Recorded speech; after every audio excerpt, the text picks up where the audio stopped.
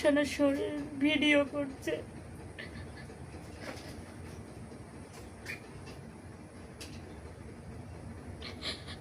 আর ধরে রাখতে পারলাম না চোখে। আমি যখন থেকে শুনেছি তখন থেকে আমার না কেমন যেন নিজেকে আর ধরে রাখতে পারছি।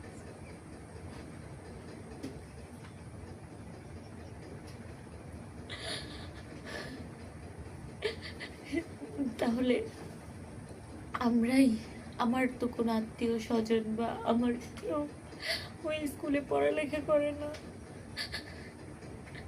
কিন্তু কিন্তু ওই স্কুলে তো অনেক ছোট ছোট বাচ্চারা ছিল।